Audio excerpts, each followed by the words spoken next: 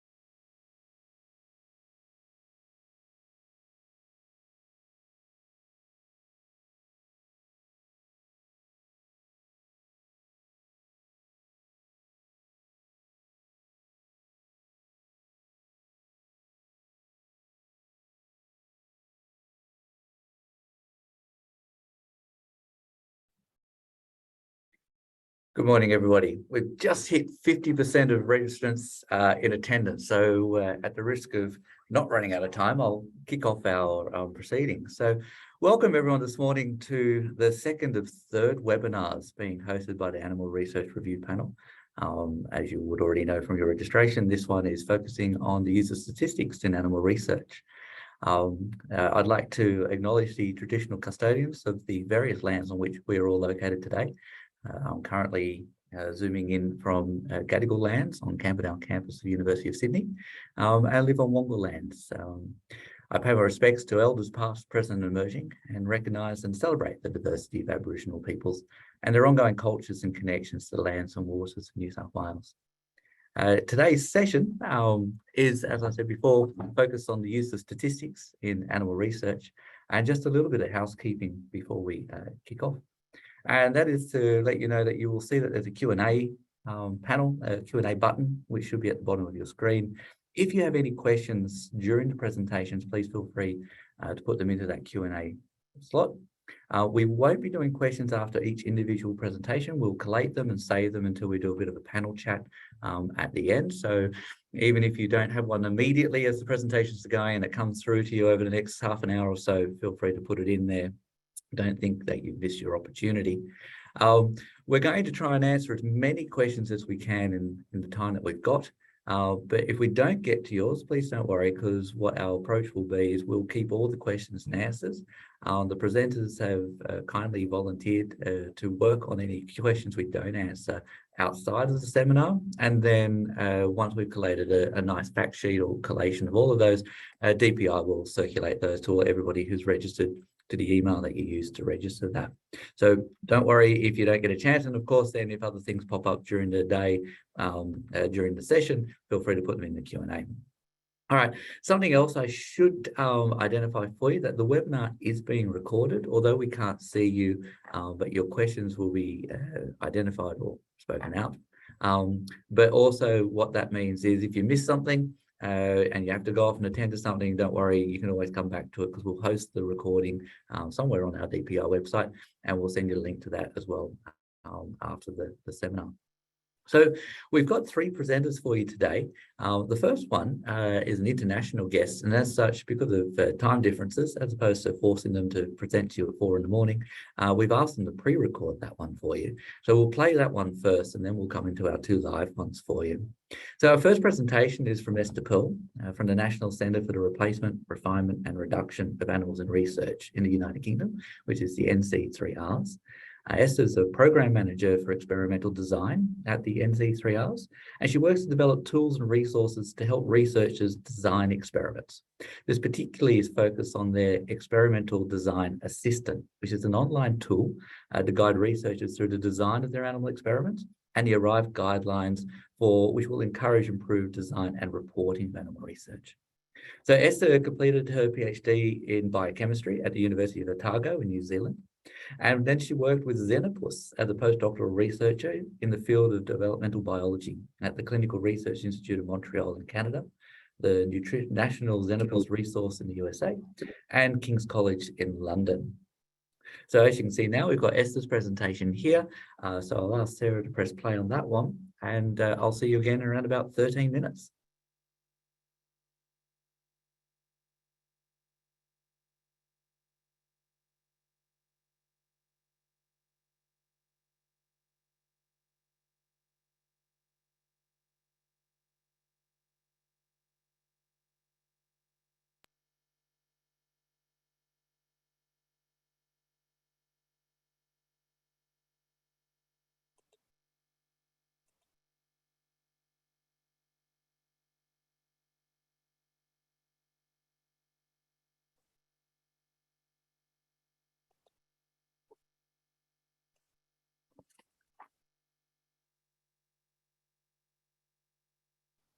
Hello, my name is Esther Rove, and I work at the NC3Rs, which is the UK's National Centre for the Replacement, Refinement and Reduction of Animals in Research. We are an independent scientific organisation funded by the UK government to lead the UK's 3Rs agenda. I am the Programme Manager for Experimental Design at the NC3Rs, and will be talking to you today about why we need to improve experimental design and how our online tool, the Experimental Design Assistant, can help. So why do we care about good experimental design? Whenever animals are used in research, we need to conduct a harm-benefit analysis. And part of the role of our ethical review processes is to look at the study protocols and decide if the benefits of the knowledge outweigh the harms to the animals. If a study is poorly designed or the animal model chosen can't answer the research question properly, then it's not likely to add to our knowledge base, meaning that we don't get that benefit. So how does good experimental design fit in with the 3Rs? At the NC3Rs, we've revised and updated the traditional 3Rs definitions so that they're based on common scientific parlance. The modern definition of reduction is appropriately designed and analysed animal experiments that are robust, reproducible, and truly add to the knowledge base. So good experimental design is important to avoid wasting animals on unreliable studies. So you've probably heard of issues with reproducibility of animal research, and this is a topic which has been discussed at length, and these are just a few of the headlines from the last few years. We know about these issues of reliability of biomedical research, and many groups have tried to investigate the potential causes for this. And this report, published in 2015 from the UK Academy of Medical Sciences in collaboration with major UK biomedical research funders, highlights 6 causes that many groups have found, and I'll just quickly go over them. So one of the causes of our reliability issues is omitting null results. This is also known as publication bias. So when scientists or journals decide not to publish studies unless the results are statistically significant. Another problem is data dredging, which is also known as p-hacking. So this involves repeatedly searching a data set or trying alternative analyses until a statistically significant result is found. Another issue is weak experimental design. So a study may have one or more methodological flaws, and this means that it's unlikely to ever produce reliable or valid results. There's also an issue with underpowered studies. So statistical power is the probability that the analysis will detect an effect if that effect exists. And an underpowered study is too small to reliably indicate whether or not an effect exists. So this means that all of the animals in the study are wasted. Then we have things like errors. So a technical error may exist within a study, a misidentified reagent or a computational error. And then we have underspecified methods. So a study may be very robust, but if the methods that are used to conduct the study are not shared with other scientists in enough detail, then they can't replicate it or build on the work. So the NC3Rs has a program of work on experimental design and reporting, and we produce resources to help researchers improve the design of animal experiments and their scientific publications. So these resources are all available on the NC3Rs website, so at nc3rs.org.uk/3rs-resources. The Experimental Design Assistant, or EDA, was developed as part of this program. So well-designed experiments are more likely to yield reliable results, and when reported thoroughly, then they can add the maximum to our knowledge base and really contribute maximum information to scientific progress. And this also means the animals used in these studies aren't wasted. So we do have other resources to help with experimental design and reporting, and these can be found on the NC3R's website by going to the 3R's resource library and filtering by the topic Experimental Design and Reporting. So the Experimental Design Assistant, or EDA, is an online tool to help researchers design in vivo experiments. So the EDA can help to ensure rigorous study design, reliable and reproducible findings. So it's free to use, it is secure, and it was developed by experts in experimental design, statistics, and specialized IT systems.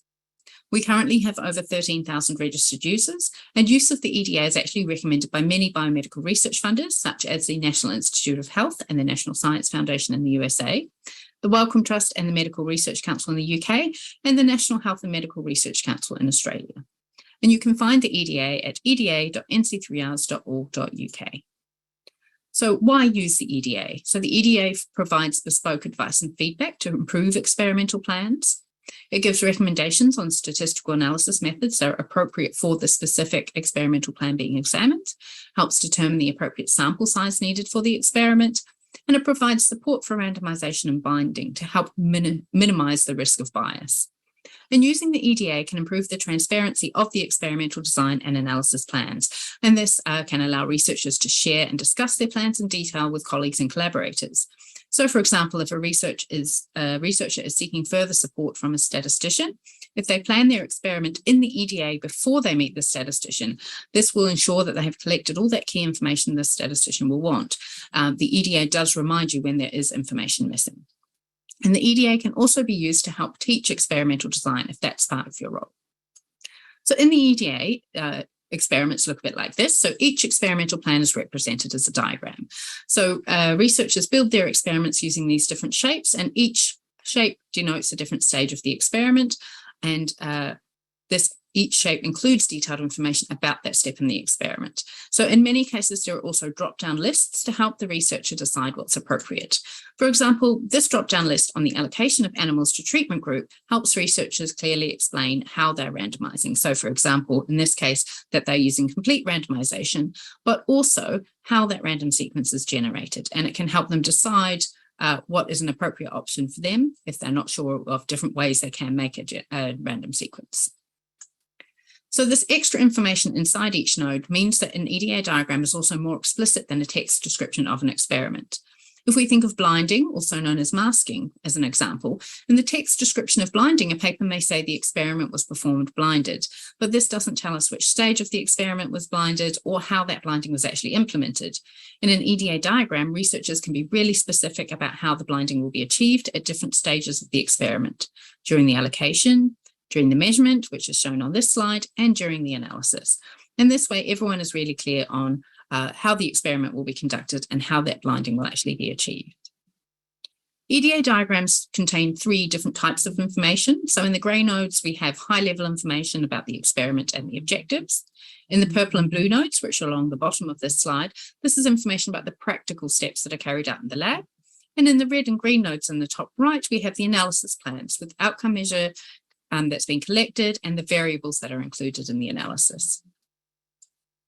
Diagrams are machine readable, and the EDA uses computer-based logical reasoning to provide feedback. And this can be feedback that helps build the diagram to accurately represent the experiment that's being planned. It can help highlight key information that's missing from the diagram and help identify what that information is. So, for example, it provides help for researchers to identify the appropriate experimental unit. It can help refine the plans and find the best approach to meet the particular objectives of the experiment. And it can also help increase the rigor of the experiment. So, for example, it can help identify sources of variability in the experiment and recommend strategies to account for this variability in the design and analysis. And the EDA can also provide feedback to recommend a method of analysis compatible with the specific experimental design. And this recommendation also comes along with advice on how to test the assumptions of that statistical approach and what free software can run those analyses.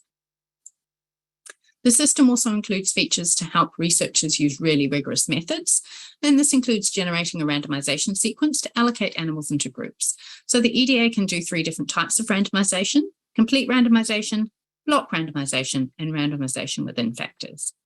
The EDA can also help enable blinding, otherwise known as masking. The sequence of randomization sequence is emailed directly to the person helping with the blinding. And so this means that the researcher doesn't see it and can remain unaware of the group each animal has been allocated to until the end of the experiment. The EDA can also help with determining the appropriate sample size. So we have 2 sample size calculators for paired and unpaired t-tests in the EDA, alongside a decision tree to help you decide which calculator is appropriate, and full guidance to help identify the different parameters needed for the calculation, such as a biologically relevant effect size or an estimate of variability. The other feature that we have is that once an EDA diagram has been finalized, the key experimental features can be downloaded as a PDF. So this document can be readily shared with those that are reviewing the work, including ethical review bodies. So an EDA report can be useful in the ethical review deliberations, and it can also help support researchers to have the best experimental design for their work. And when researchers provide an EDA report, whether that be for a grant application or an ethical review, you can have confidence that they have been guided through the experimental design process and that the designs have been critiqued. And in my experience for ethical review, this provides for a much more constructive dialogue with the researcher if you do have to go back to them with questions about their protocol. And this workflow diagram here helps you understand how people can get the most out of the support provided by the EDA. So we recommend that researchers start by drawing their diagram in the EDA, so get started building their experiment, then fill in all the information they can in the node properties. Now, if you're ever not sure of what to put in the fields, we recommend people to leave them blank, because the EDA will provide feedback to help you decide what's appropriate in that field. And then you can use the critique function to critique the diagram and get specific feedback. And then you can go back and change the diagram a little, add more information in the node properties once you've had a bit of help to figure out perhaps what some of that information should be. And you can repeat these first 3 steps as many times as you like. This can be an iterative process until the diagram both reflects the experiment that is going to be conducted and the researcher is happy that they've built the best experiment they can. Then they can use the analysis suggestion function to choose a statistical analysis method appropriate for that particular experimental design. They can use the inbuilt power calculator to determine the appropriate sample size, and then generate a randomization sequence to help allocate animals into groups. They can also share their diagram, and they can actually do that at any point in the process. And they can export the diagram report. So that's the PDF we've just talked about. And this can be used to help integrate the EDA into grant application processes or ethical review, or even in journal publications. And once researchers have carried out the experiment, they can go back and update their diagram. There are a couple of fields where this is appropriate. So for example, in the group node, there is a field for the planned number of animals used, but also the actual number used. So if a researcher has had some attrition in their experiment, they can record that in their EDA diagram, and they can keep this as a note for future similar research so they can take that into account in future power calculations. The EDA website also has information about good experimental design. So this covers concepts crucial to rigorous study design, and also some information on how researchers can best represent this in their EDA diagrams. And the pages also have references at the bottom, which can be useful if you or your researchers want to delve a bit further into these topics, or if they need some empirical evidence that best practices are important to produce good science. So if anyone would like help using the EDA, the NC3Rs runs regular live demonstrations online. And to find dates for these, you can go to nc3rs.org.uk/EDA demos. But I admit I'm living in the Northern Hemisphere, so the timing might not be as collegial for you in Australia. So there is also a recording of a demonstration on the EDA website. So both the recorded and live demonstrations cover how to build an EDA diagram, how to get feedback to improve your experimental plan, how to generate a randomization sequence, how to generate that PDF report we've talked about, covering the key information in the experiment, and how to find the help that is built into the system in case you get stuck. And please also do check out the NC3Rs website for other webinars you might be interested in, including webinars on experimental design. So thank you very much for your attention. And just to sum up, the EDA is free to use software to help you improve experimental design by providing bespoke feedback on experimental plans. If you want more information, you can visit the EDA website, eda.nc3rs.org.uk, or email the EDA team at eda@nc3rs.org.uk. And to keep updated on new features in the EDA, follow the NC3Rs on Twitter, and the Twitter handle is @NC3Rs. So thank you very much. So on behalf of everybody online, I'll say thank you to Esther. And even though Esther's not here for it, I'll make sure I send her an email as well. So please do feel free. I can see Jonathan, thank you very much, has kicked us off in the Q&A tab. And we'll start logging that and having a look at that for our panel discussion later. Of course, if anybody else had any specific questions, even though Esther isn't with us online today, we can reach out to her and get and ask her to complete some answers for us after the seminar, and then we can circulate that for you. Okay, so we'll move on to our second presentation and our first live one for the day, or at least live online. And this is to Mr. Jim Matthews here at the University of Sydney. So Jim's background is originally in engineering, where he worked in the Australian iron and steel industry for many years. After completing a master's statistics degree at the University of Wollongong in 2014, he moved into the higher education sector, for which we're particularly thankful here at the University of Sydney, and has worked in statistical consulting here at the University of Sydney for 4 years.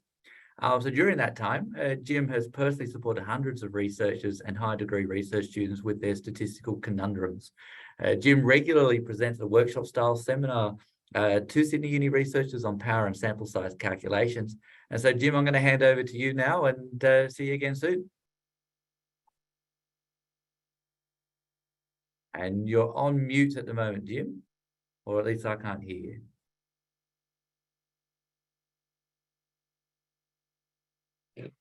Am I unmuted now? There we go. I can hear you now. Okay, sorry Thanks, about that. Yeah, thanks for that introduction, Kieran. That's great. It looks like I am unable to share my screen. Host disabled participant screen sharing. Sarah, if you're there, I don't know whether you can help me with that. It seems I'm unable to share my screen.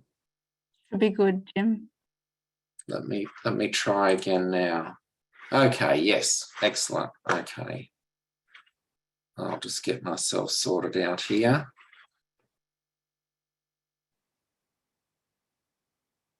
And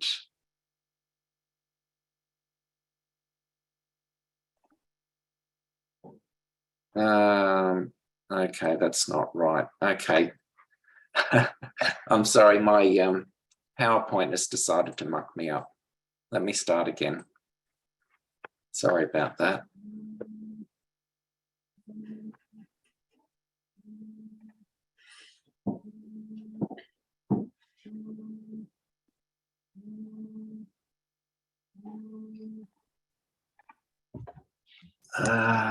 Dear me, I had this working perfectly before, and now it just doesn't want to display properly for me. Let me try this again. Okay, now I'll share my screen again.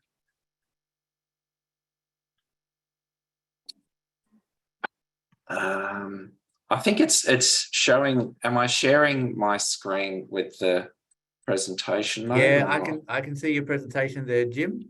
Oh, you can? Yep. Yeah. Okay. I can see in PowerPoint mode though, but not in the presenter mode. It's not in presenter mode. Yeah, do you want to try and hit that presenter mode button down there and see what happens? Because now I can see your slides. Yeah, okay, you are seeing my slides Yep. correctly. Oh, fantastic. Thanks, Kieran. I thought it's not looking the way I normally see it on the screen. Sorry about that. No worries. Okay, let me try and start.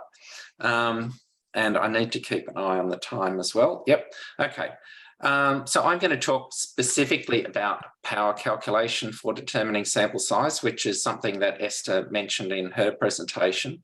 It's just one element of the preparation of an experimental design.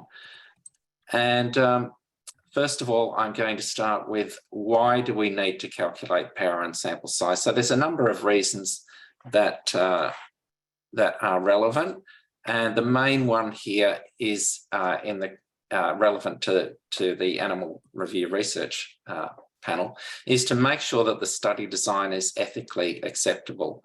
So the power and sample size calculation is an important part of making sure that we have an ethically acceptable design. First of all, what type of study are you planning? And I'm going to divide it up into two types of study. Firstly, perhaps you are planning a study that is just a pilot study, or it's purely exploratory and you don't have any a priori hypotheses that you want to test. So in this case, perhaps you don't need to do a sample size calculation, but a power analysis could still be of use in these types of studies. However, if your study is planned to be confirmatory, you've already done a pilot study, perhaps you are testing a specific hypothesis that you want to make a strong inference about in relation to a wider population, then yes, the statistical validity of this study is really important, and the power calculation is an essential part of making sure that your study will have that necessary statistical validity. Where do we start? Okay, so we start with the hypothesis, your research hypothesis, and I'm going to go with a very, very simple hypothesis just to illustrate the point. And a simple hypothesis would be that the means of two groups are different. In statistics, we refer to this as the alternative hypothesis, H1, and in classical statistics, we test the veracity or truth of the null hypothesis, H0, which is that there is no difference between the means of the two groups. So a statistical test of the null hypothesis is always subject to uncertainty or error. And it's the two main types of error in a hypothesis test that are the things that we want to understand and control in our power calculation. So the two types of error, firstly, type 1 error, which is where you incorrectly reject the null hypothesis, also sometimes known as a false positive rate. And this is designated by alpha, or known as the significance level. And the convention, which is very widely applied, is to set the alpha level at 0.05. And you don't have to choose 0.05, but it's a very widely accepted convention for type 1 error rate. Type 2 error is the alternative error, which is where we are incorrectly failing to reject the null hypothesis, also called the false negative rate, particularly in medical studies. It's denoted by the Greek letter beta, and the power, which we refer to in the power calculation, is the complement of the type 2 error rate, denoted by 1 minus beta. And for a power calculation, or for a study, I should say, we want the power to be as high as possible. And a typical minimum threshold might be 0.8, but sometimes it might be 0.9 or 0.95. So there's a variety of conventions for the minimum power that we want to calculate for the study. So these two error rates are critical parts of the power calculation. Another way of visualizing this decision making in a hypothesis test is to show in a table the true inferences, where we correctly accept the null hypothesis and make a correct inference of a true negative, and the correct inference where we reject the null hypothesis, we have a true positive, and then alternatively making the two errors, the type 1 error of a false positive and the type 2 error of a false negative.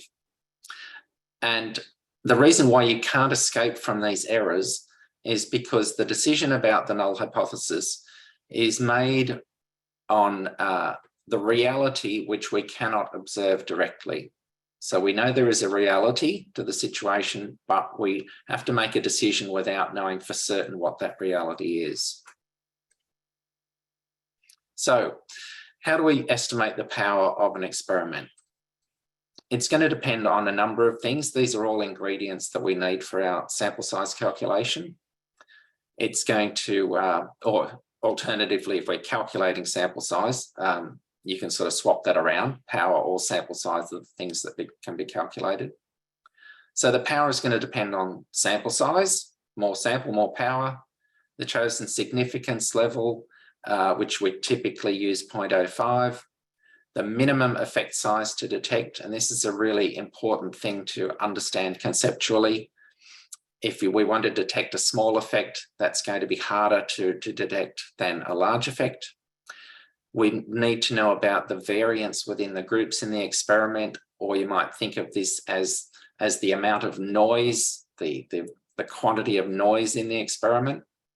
And then we also need to know about the experimental design and the type of statistical hypothesis test. And as we saw from Esther's presentation, experimental design is a really important part of making sure that your study design is the most efficient and effective design. And the power calculation is just going to give you some numbers to back up whatever you've chosen for your experimental design. So what do we power the experiment for? Often there will be multiple outcomes that will be measured. They might be measured across time. There might be many things that we might measure in an experiment. So we have to first of all decide what is the primary outcome, or possibly outcomes. What are the things that we are going to make strong inferences about from an a priori hypothesis? So we're not going to do the power calculation for every single thing that is measured in the experiment. We want to do the sample size calculation on the primary outcome. And if there's more than one really important outcome a priori, then do some separate calculations on each of those and choose the largest sample size. Okay, so I've talked about all of the the theory and the process of sample size calculation there. Now I'm just going to have a look at, in the area of animal experiments in particular, where you're doing laboratory experiments, I'm going to sort of show an example of a typical type of animal experiment, just a sort of a small cut down version of a typical animal experiment. And this might be a design where you're doing an analysis of variance and you're comparing means for more than two groups. And you might typically include some factors such as sex, so male and female, genotype. You might have different genotypes of interest. Then you might have treatment groups, and you might have other factors such as the dose level of a drug or something or other. So there's a number of factors that form part of this analysis of variance type design. Time is also commonly a factor, because you might be measuring the same thing over time, and that can be either between subject on different animals or within subject on the same animals. And we have to be very careful that we understand whether we do have repeated measures within subject. And in that case, we might call that a repeated measures ANOVA rather than a standard ANOVA. And we need to also pay careful attention to identifying the experimental unit, especially where there are repeated measures factors. And I'm thinking, looking at Esther's presentation, that's perhaps something that that EDA tool could be really useful in terms of making sure that we understand the design properly, we understand what the experimental units are, so that when we do the sample size calculation, we know what the sample size N means in terms of experimental units. So for the other thing that we need to consider with the analysis of variance design is that the researcher will usually want to follow the ANOVA test with some post hoc pairwise group comparisons. And these need to be defined and included in the power calculation as well. So by way of example, I'm going to consider a mouse model study, just briefly in the next few minutes go over this example. And there's many variations on a theme here. I'm just sort of going to say we're going to look at a simple two-way analysis of variance design, which has two factors. So one factor sex, which has two levels, male and female, and four levels of a treatment factor. So it might be a control group, another group that has drug A, another group that has drug B, and another group that has drug A plus B. So we've got 8 different groups. And the primary outcome response, it could be anything. I'm going to suggest it could be some assay that we measure on the mice after 6 weeks of treatment, and we're going to assume that that outcome, that response that we're measuring, is some number that has an approximately normal distribution, so that we can satisfy the assumption of the analysis of variance design, that we have a normally distributed error term for that response. So the sample size that we need to calculate will be in 2 blocks of male and female, with treatments randomized to individual mice. So the mouse in this case is the experimental unit, because we are going to apply the treatment to each individual mouse. But notice, of course, that this is not always the case. If the treatment was applied, for example, to a cage of mice, then the cage would be the experimental unit rather than the individual mouse. But in this simple example, I'm going to assume that we're applying the treatment to each individual mouse. Now, I know I'm not going to have a lot of time to go through this, but just briefly, the steps for the power calculation are to obtain the information from previous studies on the within group standard deviation, to use as an estimate of the variance or the noise within the experiment, estimate or choose the smallest effect size of interest, determine the sample size for the treatment factor. So we're only interested in the treatment factor, not the sex factor. And I'm showing on the left-hand side of the slide here, we're pre-specifying that we are going to do 5 different comparisons of means between these 5 groups: control and drug A, control versus B, and so on. So there are 5 hypothesis tests. We're not going to test for sex, because sex is being treated as a blocking factor in this example. So we're going to do 5 post hoc pairwise comparisons, and we're going to adjust the alpha level using a Bonferroni adjustment or some other method of adjusting for the multiple comparisons. And then we can calculate the sample size for a pairwise t-test, an unpaired t-test. And then we choose the largest sample size from these calculations. And I'm just showing some examples here of doing this power calculation in G-Power. So G-Power is a popular tool for calculating sample size. And you can see if we have a large effect size for analysis of variance, then we get an overall sample size of N of 73 across the 8 groups.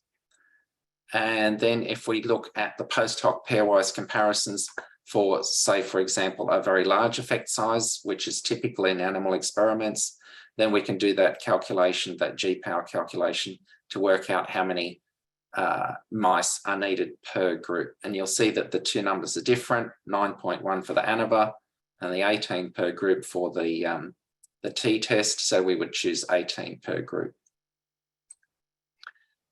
And then the final thing that we would need to do, I know I'm going through this very quickly, is that you want to explore the scenarios, including optimistic and pessimistic assumptions of the within group variation or noise, and other assumptions that are subject to uncertainty, and then incorporate this power analysis into the decision-making process for the study design. Now, I know I can't explain this in great detail, so you've probably got some questions about this if you haven't been through this process before. There are lots of other ways of doing sample size calculation as well as doing it in G-Power, and I've listed some on this slide here and on this slide here, and I will share these slides with participants in the webinar after the session today. And there's some other references there that you may be aware of or you might find useful in doing your power calculation. And finally, I would say, if this is something that you're not confident with, please consult a statistician and get some assistance with doing this calculation, because that was a very simple example. Sometimes these things can be much more complicated than this particular example that I've shown, as attendee Jonathan Ehrlich mentioned in his question in the Q&A. That's probably, I'll leave it there, I think. So thank you very much for listening, and look forward to the question time at the end of the session. Thanks very much, Jim. And I like your optimism of a simple example, but I noticed that Jonathan's already sent in a thanks and a nice for that. So I am just collating slowly some of the questions that are coming through. So we'll move on to our third and final presenter, who is Sam Rove, also from the University of Sydney. It's very much a University of Sydney affair today. Sam is a veterinary epidemiologist and senior lecturer in ruminant medicine at the University of Sydney. He has ongoing field studies in Australia and the US, which are focused on improving health and production in livestock, with a specific emphasis on mastitis in dairy cattle. So to talk to us today about animal-based field studies, I'll hand over to Sam. Thanks, Kieran. I've just shared my screen. Can people see that? Yeah, I can see that. Looks great. Great. Okay, let me just minimize my other thing here. Cool. All right. Thanks for the introduction, and good morning, everybody. So I work as a veterinary epidemiologist and as a clinician at the livestock clinic in Camden. And the way I think about my job is I'm trying to solve disease problems. And to give you some sort of context for one problem that I work with, mastitis is a disease that affects dairy cattle. And I'll be returning to this example throughout this presentation. Mastitis happens when bacteria get up the teat into the gland of the cow and then cause an infection, makes cows sick, reduces the quality of their milk, and impacts the welfare of the cow. And this ultimately leads to sort of financial losses for farmers. So farmers don't like mastitis. They want help with this problem. So for me, I see the solution, and one solution is to do epidemiologic research to investigate this problem and potential solutions. And so one of the sort of overarching objectives in epidemiology generally when we're doing research is to try to identify a cause and effect relationship between two things in nature. So for example, and this is all very theoretical here because I don't do vaccine research currently in cattle, but there might be a vaccine that we think will impact the risk that cows will develop mastitis. So here's our exposure, here's our outcome. We think this will impact that. And I want to conduct a study that's going to help me accurately measure how this exposure affects this outcome over here. And I want to be able to do it in a quantitative sense. I want to be able to provide a number that tells me how much this exposure impacts this outcome. And so to do that, we use effect measures or effect estimators. And so these are some commonly used estimators that we use in epi. These are risk differences, risk ratios, and odds ratios. And to sort of hopefully provide a tangible example, if we had a risk difference of minus 10%, let's say. So let's say we do a study and we've got vaccinated cows and we have non-vaccinated cows. And the vaccinated cows go on to develop mastitis in 10% of the animals. And then for the non-vaccinated cows, 20% develop mastitis during the follow-up period. That means that the difference is minus 10 percentage points, which as a conclusion from that, what we can conclude is that vaccination reduces mastitis incidence by 10 percentage points. That's our conclusion that we can take from this measure from our study. And so I can then, as a vet, go to the farm, talk to one of my, producers that I work with and say, hey, there's this research about this vaccine. It might reduce mastitis incidence by 10 percentage points. But I want to be confident that result is actually valid and is actually something that is useful and is accurate. And so I'm going to talk briefly about what makes these results useful and what are the things that are potential threats to the study validity. And I was really happy to see in Esther's, one of her first slides was this slide here that showed two issues here that I'm choosing to talk about particularly. And so the big threats that I see are bias and then a lack of precision. And those things are largely influenced, or at least I'm going to be talking about how bias is influenced by experimental design and then precision being as a result of underpowered research.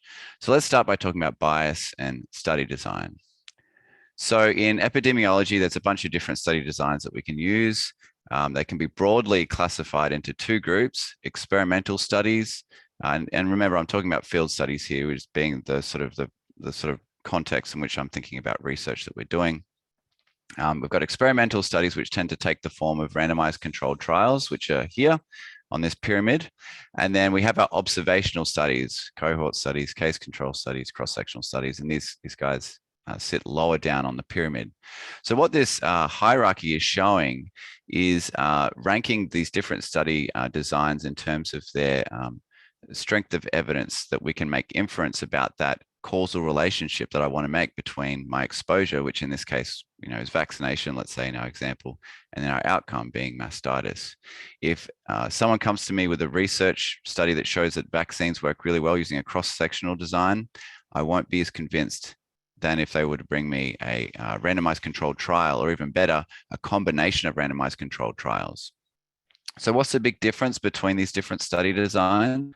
Well, the major difference between experimental designs and observational studies is that in these randomized controlled trials or experimental studies, the study investigator, which might be me or you, we randomly allocate the exposure group to the participants in the study. So we're using some sort of random process to decide which cows are vaccinated and which cows are not vaccinated. And through that randomization, we get a huge reduction in potential bias, particularly from confounding as a potential source of bias. Now, these aren't perfect randomized controlled trials because they can be a lot more expensive to conduct. They can also pose additional welfare risks to the animals involved in the study, because we're now intervening and forcing animals to receive some sort of treatment. So we have to consider that when we're thinking about that study design.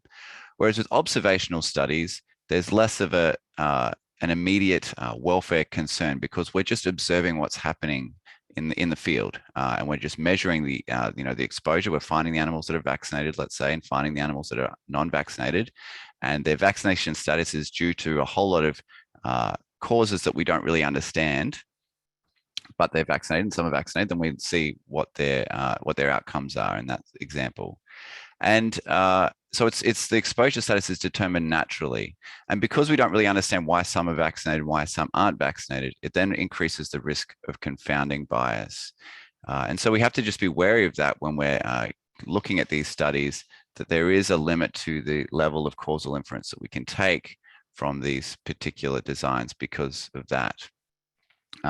However, these studies are a lot cheaper to conduct, a lot easier to conduct, and can be very practical. So I really like doing observational studies. I really like doing experimental studies. So the sort of key takeaway for this first little chunk is that experimental studies are less prone to bias, and so we can have more confidence in those results, that they're not biased. Whereas observational studies tend to be cheaper, minimize welfare risks to study participants. So there are advantages of both types of designs, but it's important to also consider the limitations as well. Okay, the next thing I want to talk about is precision, and sort of briefly explain how that can be associated with sample size. So what is precision? And this is my sort of practical way of thinking about what it means. So what we're trying to understand is when we do a study, we have a sample of animals in our study, and then we're trying to generalize those results to all the other animals out there in the world. And so we need to have, we have some sort of degree of uncertainty as to whether or not the result that we observed in the animals that we included in our study was some kind of fluke. Maybe we just happened to pick the perfect animals just by random chance that ended up giving us the result that we had that actually isn't representative of what's actually going to happen out there in the population. And so we need to capture that uncertainty that we have. And that's how we can then give measures of precision. And common ways that we do try to explain that and express that in our reporting, in our research, and in our statistics is through 95% confidence intervals, and also potentially using p-values.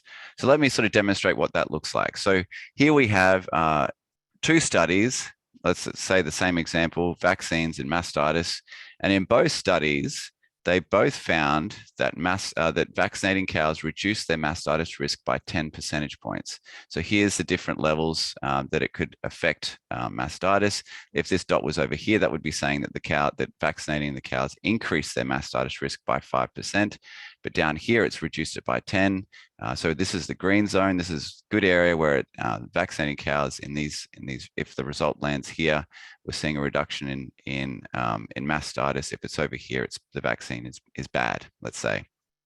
So in both studies, it's a 10% reduction based on these results here.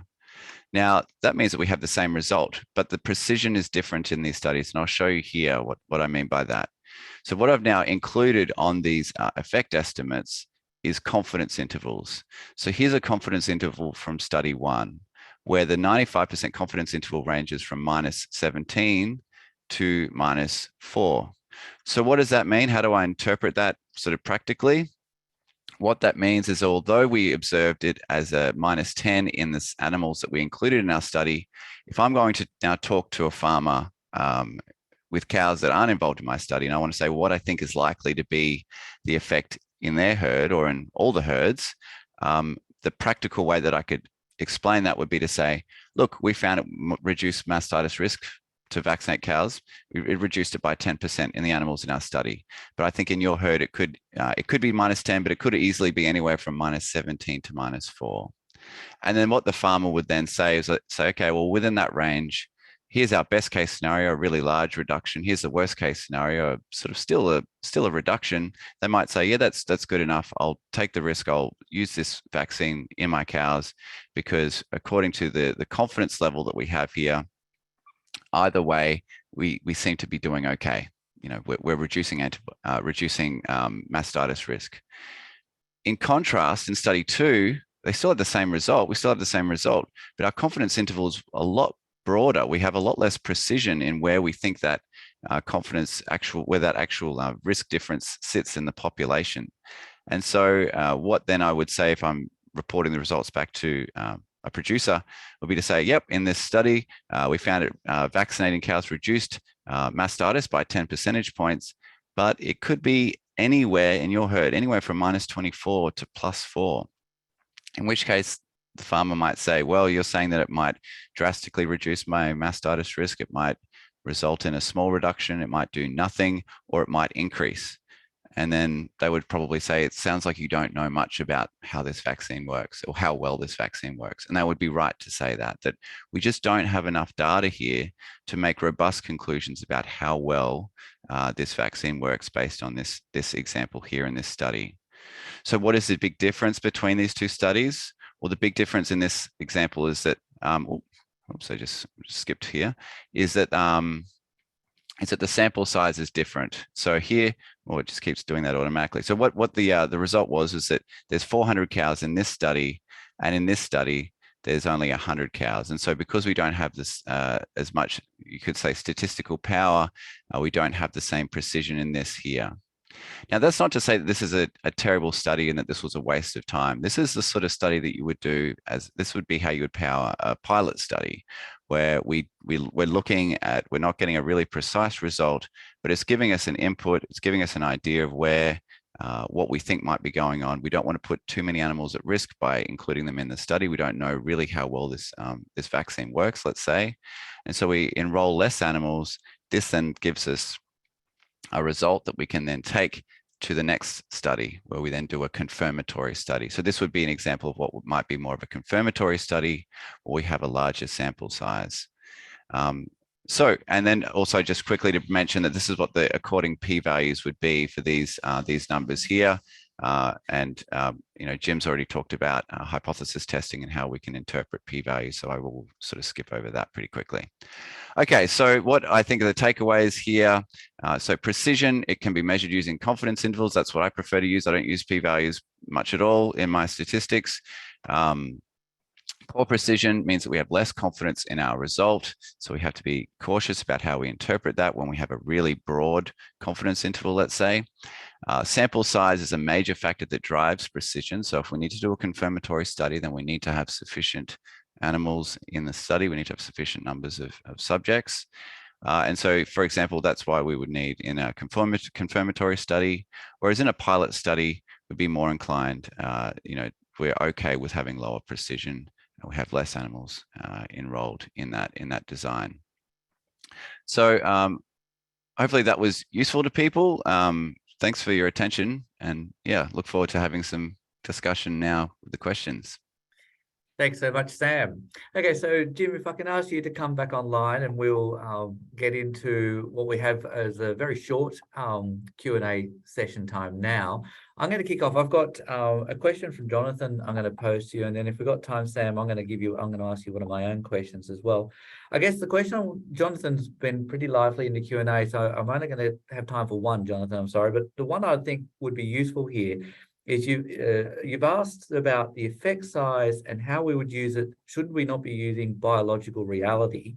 And given that we don't always have equal variance across both groups, and I think that touches on what Sam was just showing as an example. So my question to Jim and Sam would be, what is the best source for determining our effect size in therefore determining our power calculation or our sample size? Do we use data I've collected from my own animals in my own research projects? Can I use a pre-published paper that has a similar animal and a similar outcome? Or do I come up with some other form of biological reality? Jim, I'll kick you off. Sure, Kieran. Yeah. So yeah, that's one of the big, questions with doing the power calculation is how do you estimate that variance within groups? And you've just got to look for the best possible numbers that you can use. So if you've done a similar study before and you've got a measure of within group standard deviation, use that. Often when I talk to researchers, they will be relying on other published studies. So looking back, what have other people published? Are they doing the same thing as you're doing, or something sufficiently similar that you can go, yeah, that's close enough? And I wouldn't get too hung up on it, because it's just an estimate. It's not what you're really going to have. It's an estimate. What I would do is, if you've got an estimate of the within group standard deviation that you think might be a bit dodgy, do the scenario, look at all of the scenarios from an optimistic variance to a pessimistic variance, and consider those scenarios. Thanks, Jim. And Sam, I'll add on to it. As an ethics committee member, are there any tells that I might be able to see whether or not there's an indicator of a dodgy confidence interval or variance if a researcher's not doing their calculations appropriately? Yep. Okay. So I think the initial question, just to quickly get onto that as well, I think I agree with what Jim was saying. I also think one thing that we're commonly doing with field studies where it's quite applied and what we're trying to achieve, the effect size will often be what we think is biologically what would be worthwhile. So sometimes if you find that, if I say the vaccine, I don't care if the vaccine reduces mastitis risk by 1%, because it's just not a big enough difference. So I don't care if I can't detect that in my design. So then I would choose an effect size that is worthwhile, and you can think about that from an economic standpoint or from an ethical standpoint or whatever you want. But that would be one way as well, particularly if you don't have good data, good pilot studies and things like that to draw on. I think Kieran, with the I think, yeah, certainly with dodgy, I think it is I think one of the real difficulties is being able to know how well someone else has done their stats. I think around the interpretation, I think ideally, hopefully people clearly demonstrate that they understand what the stats are that they're reporting in their ethics applications, let's say. And so that might be a flag if it's not clearly articulated, or it appears that they might not know what they've said. I think it's easy to replicate some of those sample size calculations that people do. If they clearly put everything in there, then it's easier to replicate what they've done and quickly double check that that's correct. Excellent. All right. Yeah. Thank you, Sam. And we do have a minute. I wanted to have a quick clarification. In your example, Sam, of study 1 versus study 2, in the study with 400 cattle, it still could be that some of those animals were in the red zone. It's just that now my sample size is so large, my confidence interval looks like they're all in the green zone. Is that right? That's so what that graphic was showing, and hopefully it was reasonably clear, but what that graph was showing was the average effect. So what I think overall will happen if a farmer was to vaccinate their cows what would happen overall as an average in the herd. And so we have a range where we think it could be anywhere. We don't know what the overall average effect is. We take a sample of animals from the population, and then we observe something, and then we then have to then guess what it's actually out there from the sample that we collected. And so yeah, we that range provides an example, or provides some confidence where we think that value actually is overall in the population. If that No, very good. I'm sorry, Kieran. That's all good. We're smack bang on 11:30, so I'm going to have to wrap it up there. And thank everybody for presenting, and everybody to coming online as well. And also just to flag for your diaries that we currently have the third and final webinar for ARRP scheduled for November, which will be on ethical decision making for committee members, and potentially some of the questions from this stats webinar might pop up in that one as well. So once again, thanks everybody for joining. Thanks to Sam and Jim for your time today and your wonderful presentations. And please keep your questions coming through. If you have any that pop up during the day, maybe just email them through, and we'll see what we can do to send around a circular afterwards. All right, thanks everybody. Thank you.